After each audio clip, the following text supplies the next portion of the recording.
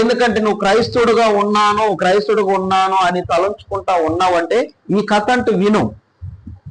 ఆమె అలాగ ఒక కథ నాకు ఒక సేవకుడు చెప్పాను.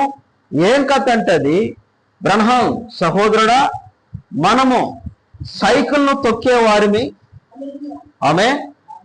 మేము సైకిల్ తొక్కేవారిమి. నేను చిన్న బాలుడుగా ఉన్నప్పుడు, చిన్న పిల్లోడుగా నేను ఉన్నప్పుడు మా అమ్మ కొరకు మేము బజారుకు వెళ్ళి కిరాణా సామాన్లు తీసుకొని వచ్చి మా అమ్మకి ఇచ్చేవాళ్ళం. దేంట్లో పోయి? సైకిల్లో పోయి. హల్లెలూయా. సైకిల్లో పోయి వాళ్ళ అమ్మ ఏదైనా సామాను కానీ అడిగితే, ఏదైనా వస్తువులు కానీ అడిగితే ఎక్కడికి వెళ్ళేవాళ్ళు? బజారుకి వెళ్ళి, షాప్కి వెళ్ళి వాళ్ళ అమ్మ అడిగిన ప్రతి వస్తువులు ఆ సైకిల్ తెచ్చి వాళ్ళ అమ్మకి ఇచ్చేవాళ్ళు. మేము బజారుకి వెళ్ళి సామాన్లను తీసుకొని వచ్చేవారము. ఆ విధముగా సైకిల్ త్రొక్కుచు వెళ్ళేటప్పుడు నేను సైకిల్ యొక్క హ్యాండిల్ బారుంటది కదా, అసలు చేత్తోనే పట్టుకోకుండా, ఆ సైకిల్ హ్యాండిల్ని చేత్తోనే పట్టుకోకుండా ఉట్టి కాలుతో తొక్కుని వెళ్ళేవాడంట ఆయన. ఎవరైనా ఆ సంస్కారం కలిగిన వ్యక్తి, ప్రైస్లా, మంచి సంస్కారంగా ఉంటాడంట ఆయన. సంస్కారంగా ఉంటుండ మనిషి బజారుకి వెళ్ళేటప్పుడు సైకిల్ వేసుకునేటప్పుడు పట్టుకునేవాడు కాదు, సైకిల్ ఇట్ట వదిలేసేవాడు. వదిలేసి ఇట్ట పెట్టుకునేవాడు, లేదు ఇట్ట పెట్టుకునేవాడు, ఉట్టు కాలుతోనే తొక్కొని వెళ్ళేవాడు. ఆ హ్యాండ్లు ఆయన ఎట్ట పోతే అట్ట పోయేదన్నమాట. అలా వెళ్ళేవాడంట ఆయన. హల్లెలూయా. ఆ సంస్కారం గల వ్యక్తి సైకిల్ను పట్టుకోకుండానే, హ్యాండ్ను పట్టుకోకుండానే వదిలేసి తొక్కుంటూ వెళ్ళేవాడు. సైకిల్ త్రొక్కుచు వెళ్ళేటప్పుడు నేను సైకిల్ యొక్క హ్యాండిల్ను, బారును అసలు చేతితో పట్టుకోకుండానే నడుపుతాను అని చెప్తాడంట. స్వీన్ అనే పేరు గల కంపెనీ అని ఒక దగ్గర ఉన్నదంట. ఆ కంపెనీ పేరు స్కీన్. ఆ కంపెనీ ఉన్నది. హల్లెలూయా. పేరు గల కంపెనీ వారు సైకిల్ వెనుక కాలును పెట్టుకుని కడ్డీ పైన నిలబడి సైకిల్ తొక్కుచు సైకిల్ యొక్క ముందు చక్రమును గాలిలో 2 అడుగులు పైకి లేపి, హల్లెలూయా, సైకిల్ త్రొక్కుచు సైకిల్ వద్ద ముందు చక్రం గాలి 2 అడుగులు పైకి లేపి ముందు 30 గజాల దూరములో, అంటే 30 అడుగులు దూరములో ఏ బాలుడైనా సైకిల్ నడిపిన ఎడల ఆ బాలునికి ఒక్క సైకిల్ ఉచితంగా ఇస్తానని చెప్పి ఆ స్కీన్ కంపెనీ గల్ల అయినా అక్కడ దండోరేస్తా ఉన్నాడంట. పలక తీసుకొని ఎవరైనా సరే సైకిల్ని తొక్కేటప్పుడు అటువంటి పోటీ గల్ల వాళ్ళు మా కంపెనీకి కావాలి. సైకిల్ తొక్కేటప్పుడు పైకి లేపేయాలి. మీ ఫోన్లకి ఇచ్చినాను చూడండి పందేలు, ఇట్లా పైకి లేపేసి ముందు చక్రం పైకి లేపేయాలి, వెనక చక్రం ఉంటుంది, ఆ పైకి లేపేసి ఒక్క కాలుతోనే దొక్కాలి. ఒక్క పెడల మీదనే, అది కూడా మళ్ళీ 2 పెడల మీద కూడా కాదు, ఒక్క పెడల మీద తొక్కుంటూ ఎవరైతే గెలుస్తారో వాళ్ళకి నేను అటువంటి సైకిల్ ఉచితంగా ఇస్తాను అని ఆ స్కీను గల్ల సహోదరుడు ప్రకటన చేశాడంట. పందెం. హల్లెలూయా. ఇందాక ఈ సంస్కారం కలిగిన వ్యక్తి హ్యాండ్లు పట్టుకోకుండానే తొక్కేవాడు, సైకిల్లో మంచి ప్రాక్టీస్ గల్లవాడు అన్నమాట. అప్పుడు ఆయన విన్నాడు ఆ పందాన్ని. విన్నాడు. విన్న తర్వాత మరి అతడు ఇలా అన్నాడు, అక్కడ ఒక ఇజ్రాయేలు వాడు ఉన్నాడు. ఇజ్రాయేల్ వాడు అంటే ఎవరు? ఆడింగ్ల వాడు. హల్లెలూయా. అక్కడ కూడా ఆ పందెంలలో ఇంకొకటి కూడా ఇంటా ఉన్నాడు. ఇజ్రాయేల్ అంటే ఆడింగ్ల వాడు. దత్తుంటాడు చూడు, ఏమంటారు? కొజ్జేవాడు అంటారు కదా. వాక్యం కొజ్జేవాడు అంటలేదు, ఆడింగ్ల వాడు అంటున్నది, ఇజ్రాయేల్ అంటున్నది. ఇజ్రాయేల్ ఉండు బాలుడు ఉన్నాడు అక్కడ కూడా. అతనితో మేము ఎన్నడూ స్నేహం చేస్తాం మనం ఆడింగ్లోడితో. హల్లెలూయా. ఆడింగ్లోడితో మేము ఎప్పుడు స్నేహం చెయ్యం అని ఈ పిల్లోడు అంటున్నాడు. ఎవరు? సంస్కారం కలిగిన వ్యక్తి. మేము అక్కడ ఇజ్రాయేలుడు ఉన్నాడు, అతడితో మేము ఎప్పుడు కూడా సావాసం మేము చెయ్యము. ఎందుకనగా అసలు అతనికి ఏమీ తెలియన్నట్లు అతడు ఉంటాడు. ఒకవేళ సావాసం చేసినా అతడికి ఏమి తెలియదు తెలియదన్నట్లుగా ఉంటాడు. సావాసం చేయాలంటే అతనికి కూడా ఏదో ఒకటి తెలుసుండాలి. ప్రైస్లా ఏది సైకిల్ తొక్కేదని ఉండాలి. ఎట్టొక తట్టు ఆ సైకిల్ తొక్కే దాంట్లో ఏదో ఒకటి తెలివితేటలు ఉండాలి అతనికి. కానీ అటువంటి వాడు కాదు అతను. ఎందుకంటే ఒక ఆడింగ్ల వాడు. హల్లెలూయా. అటువంటి వాడితో సావాసం పడలేదని ఈ సంస్కారం గల వ్యక్తి ఆ ఆడింగ్లోడితో సావాసం చేసేవాడు కాదు. ఆమె ఆ విధంగా ఉండేటప్పుడు అతడి కంటే మాకే అన్ని తెలుసు. ఆడింగ్లోడి కంటే మాకు అన్ని తెలుసు. మేము సైకిల్ ఎలా తొక్కాలనా, ఎలా తిప్పాలనా, సైకిల్ని ఏ రీతిగా హ్యాండిల్ పైకెత్తాలా అన్ని మనకు తెలుసు. కానీ అతడి జోలికి మనకు పర్లేదులే అని చెప్పేసి తలంచే వారిని ఆ కంపెనీ వారు ప్రకటించిన పోటీలలో పాల్గొంటకు సామర్థ్యం గలదో లేదో గాని అతడు కూడా ఆ పోటీలోకి వచ్చేసాడంట.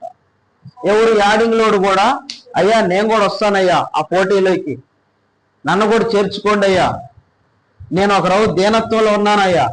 హల్లెలూయా. దీనత్వం అంటే ఏంది?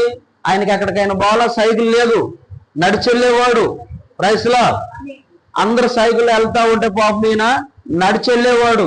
అందుకని ఏదో పందెం వచ్చిన్నది, నేను కూడా ఆ పందెంలో గెలిస్తే నాకంటూ ఒక సైకిల్ వస్తుందేమో అని చెప్పి వచ్చున్నాడు. కానీ అక్కడ ఉన్న వాళ్ళంతా ఆ ఆడింగ్లోడ్ సైకిల్ చూసి ఎగతాళి చేస్తా ఉన్నారు. ప్రైస్లా ఆడింగ్లోడ్ సైకిల్ చూసి ఎగతాళి చేస్తా, నీకెందుకురా సైకిల్, నువ్వు సక్రంగా నడవలేవు. ఆమె నువ్వు సక్రంగా నడవలేవు, ఇంక సైకిల్ పట్టుకుని ఏం తొక్కగలుగుతావు? మగోడు నడిచినట్టు నడవలేవు, నువ్వు ఆడ మనిషి నడిచినట్టు నడుస్తావు, నీకెందుకు ఈ సైకిల్ అని చాలా మంది ఎగతాళి చేస్తా ఉన్నారు ఆడింగ్ల వాడిని. కానీ ఆయనకి సైకిల్ అవసరం. సైకిల్ ఉంటేనే ఆయన కుటుంబం వేలుకుంటాడు, సైకిల్ లేకుంటే ఆయన కుటుంబం వేలలేడు. కానీ అట్టని సైకిల్ కొనుక్కోలేడు, దీనుడుగా ఉన్నాడు. చెప్పాను కదా ఇందాక, ఏవచ్చు ఆత్మీయులో చాలా దీనుడు అంట అతను. ఆమె ఆత్మీయులు చాలా దీనుడుగా ఉన్నాడు, సైకిల్ కొనలే స్థితిలో ఉన్నాడు. కానీ ఏంది ఆ రోజు పందెం వచ్చేటప్పటికి ఈ పందెంలో గెలద్దాం అని చెప్పి వచ్చాడు అక్కడికి. సైకిల్ ఎలా తొక్కాలో తెలియదు, సైకిల్ ఎలా ఎక్కాలో తెలియదు ఆయనకి. ఆయన గెలవాలి నేను కూడా ఈ పందెంలో. ఆమె అదవుతున్నదా? ప్రైస్లా వచ్చాడు. వచ్చిన తర్వాత ఇతన్ని వీళ్ళందరూ ఏం చేస్తున్నారంటే ఎగతాళి చేస్తా ఉన్నారు. వచ్చి ఆయన కూడా వరుసలో సైకిల్ని తీసుకున్నాడు. ఆయన కూడా వరుసలోకి వచ్చి అతను కూడా ఆడింగ్ల వాడు కూడా ఇజ్రాయేల్ వాడు కూడా సైకిల్ని తీసుకున్నాడు. హల్లెలూయా. కానీ ఏమి జరిగినదో మీకు తెలుసా? సైకిల్ను తొక్కలేక మధ్యలోనే అందరూ వరుసగా పెట్టుకొని 1 2 3 4 అనగానే అందరూ స్టార్ట్ చేశారు సైకిల్. యాడింగ్ లో స్టార్ట్ అయ్యాడు, వీళ్ళందరూ పైకి అందరూ తొక్కుని వెళ్తా ఉన్నారు, ఎమాఫ్ స్పీడ్ గా వెళ్తా ఉన్నారు. కొంతమంది ఏం చేసిన హ్యాండ్ పైకి లేపేసి భలే స్టైల్ గా వెళ్తా ఉన్నారు. బాగా సైకిల్ బాగా ప్రాక్టీస్ తొక్కే వాళ్ళంతా సైకిల్ పైకి హ్యాండ్లు పైకి లేపేసి చక్రాలు పైకి లేపేసి ఒక చక్రంతో అంతా స్టైల్ గా వెళ్తా ఉన్నారు. పాపం యాడింగ్ లో వాడు ఏం చేశాడు? హల్లెలూయా. సారీ, కొంతమంది ఇందా చెప్పాను కదా, హ్యాండ్లు పట్టుకోకుండానే ఇలాగే పెట్టుకొని స్టైల్ గా తొక్కుంటూ వెళ్ళే వాళ్ళు ఉన్నారు. కానీ ఈ యాడింగ్ లో ఏం చేశాడంటే ఓలలాగా వదిలితే యాడ కింద పడిపోతానా అని ఇతని భయం. ఎవరిలాగా? వాళ్ళు బాగా అలవాటు అయిపోయినారు. వాళ్ళు మొదటి నుంచి బాగా అలవాటు అయిన, చిన్నప్పటి నుంచి వాళ్ళు బాగా ప్రాక్టీస్ అయిన వాళ్ళు. కానీ ఇతనికి ప్రాక్టీస్ లేదు. కానీ ఏ కాడికి పట్టుదల కలిగి ఈ పందెంలో గెలవాలి అతను. ఎందుకంటే సైకిల్ ఉంటేనే ఈయనకి జీవితం. కానీ సైకిల్ కొనలేని స్థితిలో ఉన్నాడు ఆయన. హల్లెలూయా. కానీ ఏదో ఉచితంగా పందెం వచ్చినది, ఏ కాడికి నేను ఇది పోయిందంటే మళ్ళీ ఈ పందెం వస్తుందో రాదో, అందుకే వచ్చినప్పుడు దీన్ని గట్టిగా పట్టాలని చెప్పి యాడింగ్ లో వచ్చేసాడు, సైకిల్ పట్టుకున్నాడు. వాళ్ళందరూ అంటే చేతులు వదిలేసి హ్యాండ్లు పట్టుకోకుంటూ వాళ్ళు స్టైల్ గా తొక్కుని వెళ్తా ఉంటూ వాళ్ళ స్టైల్ చూసి no no no no no ఓలే నేను కానీ చేశానంటే ఈ పందెం గెలవలేను, నేను అనుకున్నది సాధించలేను, ఆ ఓల్తో నాకు పనిలేదని చెప్పి ఈ యొక్క ఇజ్రాయేల్ ఏం చేశాడు? సైకిల్ ఇటు పట్టుకొని హల్లెలూయా తొక్కుని వెళ్తా ఉన్నాడు. ఎవరి సైకిల్ చూడడం లేదు, తొక్కుని వెళ్తా ఉన్నాడు. ఎట్టొక్కతోటి వచ్చిన కాడికి అయితే ఒకటండి, హ్యాండ్లు మాత్రం వదలట్లేదు అతను. ఈ 2 హ్యాండ్లని వదలడం లేదు. వాళ్ళే వదిలేస్తున్నారు. వాళ్ళు వదిలేసి చాలా స్పీడ్ లో వెళ్తా ఉన్నారు. ఇతను మాత్రం హ్యాండ్లు వదులుకోకుండా, కింద పెడల సాయిలు కూడా చూడుకోకుండా ఒకే మార్గం చూస్తూ తొక్కుని వెళ్తా ఉన్నాడు. హల్లెలూయా. ఈ విధంగా అందరూ వరుస పెట్టి తొక్కుని వెళ్తా ఉన్నప్పుడు కానీ ఏమి జరిగిందో ఒకసారి తెలుసా? ఆ పందెములలో సైకిల్ తొక్కలేక మధ్యలోనే మేమందరము బోలబడిపోయారంటే వీళ్ళందరూ. మధ్యలోనే వీళ్ళందరూ ఏమయ్యారు? బోలబడిపోయారు. ఎందుకంటే వీళ్ళు హ్యాండ్లు పట్టుకోలేదు కదా. హల్లెలూయా. ఎందుకంటే వీళ్ళు అదే అలవాటు మీద వెళ్తా ఉన్నారు కదా. మొదటి నుంచి వాళ్ళకి అదే అలవాటు. ఏ అలవాటు? హ్యాండ్లు పట్టుకోకుండా స్టైల్ గా దొక్కేది అలవాటు అయిపోయింది. కానీ పందెం కదా అది.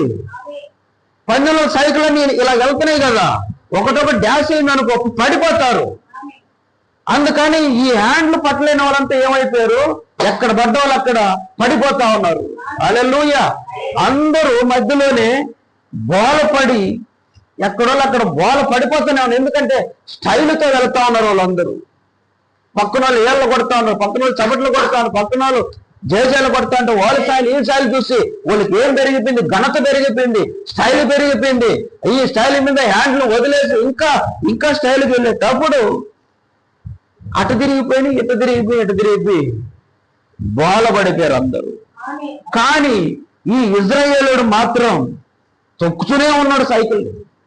ఎందుకంటే ఇతను గట్టిగా పట్టేస్తున్నాడు హ్యాండ్లని. హల్లెలూయా.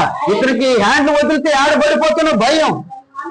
వాళ్ళలాగా నేను వదలలేనే, నేను కొత్తవాడినే, నేను సక్రంగా ట్రైనింగ్ పొందలేదే సైకిల్ని అనుకుని ఇతను మాత్రం హ్యాండ్లు వదులుకోకుండా తొక్కుంటూ వెళ్తా ఉన్నాడు. ఆమె సైకిల్ బహుమతిగా పొందుకొని దాన్ని తొక్కుకుంటూ వెళ్ళిపోయినట్టు